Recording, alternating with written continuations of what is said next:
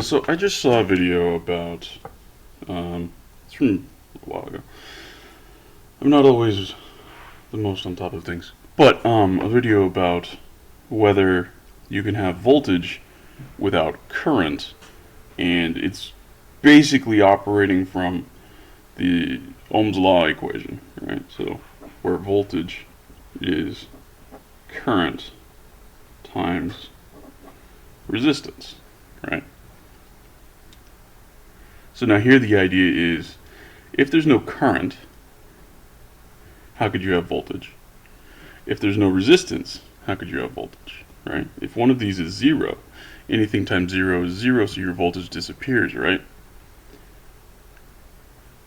And he goes through an explanation of this that I don't think he was wrong, but he didn't touch on something that I think is more fundamental, right? So, come on, camera. So, say you have, a battery.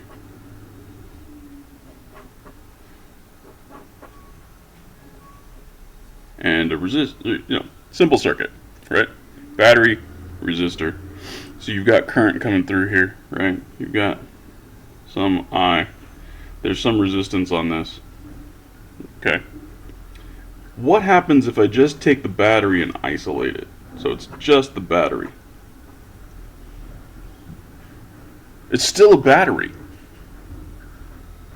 It still has a positive and a negative end, right?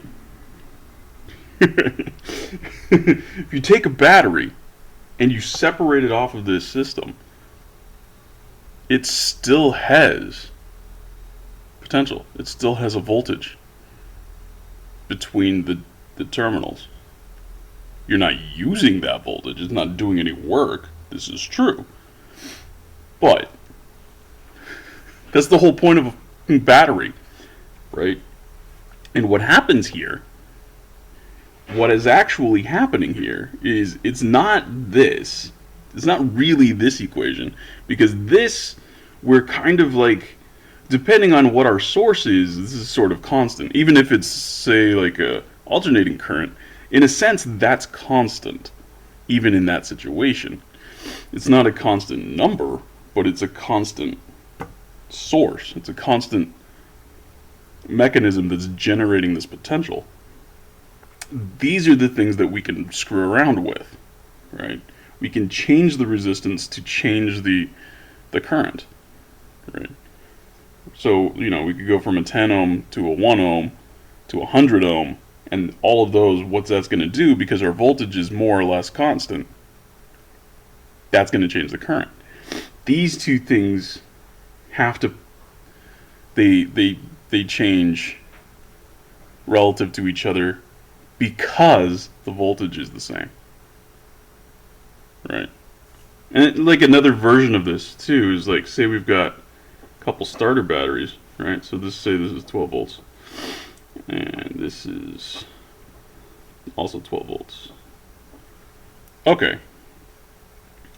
So, what is the voltage at the negative terminal? That question doesn't make sense. The difference between the positive and the negative, that's where you get the voltage, because it's a difference, right? Okay. So, if I put these in series, alright, so say like these end up coming back together, right? These two ends. Now between here and here, we have 24 volts. So this is positive, this is negative, I think. Right. How did that happen? How did we get 24 volts with two 12 volts battery supplies? And if I pull one off, it's 12 volts again. It doesn't matter which one I pull off.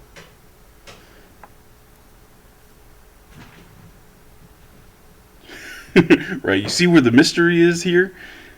If we require this, how did that happen? The potential in the battery is 12 volts, regardless. Right? Now, another thing that's going to kind of bring us to understanding that this is a problem. What happens if your current is nothing? What do you get?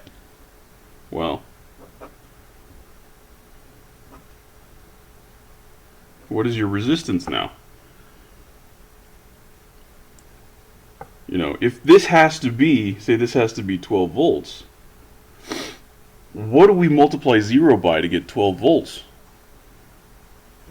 Or if your resistance is 0, right? So say we have like a superconductor, like this actually exists, right? And now we've got our 12 volt voltage is what current times 0 gives you 12 volts. Is it infinite current? How does infinity times 0 equal anything? Right? You can clearly see from this that this little picture here is not sufficient. There's not enough here in this math to actually explain everything. This is a nice handy little thing when you're actually looking at a circuit and you have the components in place and you kind of want to understand, okay, what's my current through here? Or if this is my measured current, what's the resistance through this section of it? Given that I know what the input voltage is. Or if I can measure the current and the resistance, well, then I can figure out the voltage. Like, this is useful in practice. Okay. But this is not so foundationally true that it's actually setting up the world around us. This is not what the universe is using. This is what we're using as a tool. Right? And quickly it breaks down in ways where obviously this is not sufficient. Generally, if you have a voltage source, that voltage source, the voltage it's producing, is completely independent of whatever current and resistance load might be. And you can take that voltage source and couple it with another voltage source of the same size and get double the voltage, even though we don't have 24 volts going through here. We don't have 24 volts going through here. What we do have is we have a pressure of 12 volts here that's stacked on top of another pressure of 12 volts. This pressure of 12 volts we're not piping 24 volts through this. What we do is we have like a midline, and this one came up 12 volts and this one came down 12 volts. You could think of it this way, right? To this level and to this level. But if I just take this part and separate it off, it's still 12 volts. And this, if we separate this off, it's still 12 volts. Right? We're not piping 24 volts through either of these batteries.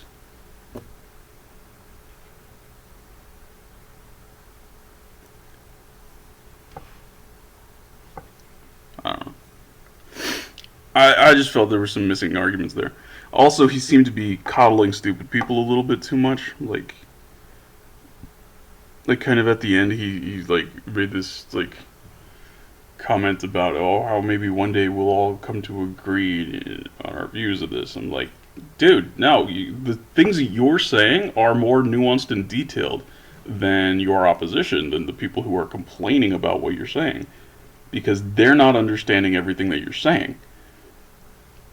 Apologizing to stupid people is a waste of time, because they're stupid. They don't understand what you're saying, and they're just making a fuss. When what they should be doing is recognizing that they don't fully understand, that there's something in your argument that they're not understanding. And they don't even, they're not even arguing against it because they don't know that it's there. They don't understand that that part of what you said is even there. right? So there is no dispute because they don't even know what they're saying.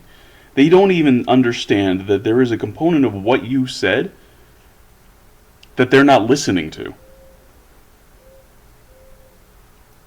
So arguing with these people is a complete waste of time. And this is actually a main reason why I don't care if you leave comments. I'm not going to respond to them. I don't care. Not my problem. Because generally, on the internet, well, in the world in general, the average person is of average or below average intelligence, right? Half of people are of average or below average intelligence, automatically, right? People who tend to be vocal, usually a larger percentage of them are of lower intelligence than they feel like they are. They have an overestimated view of their own intelligence. Right?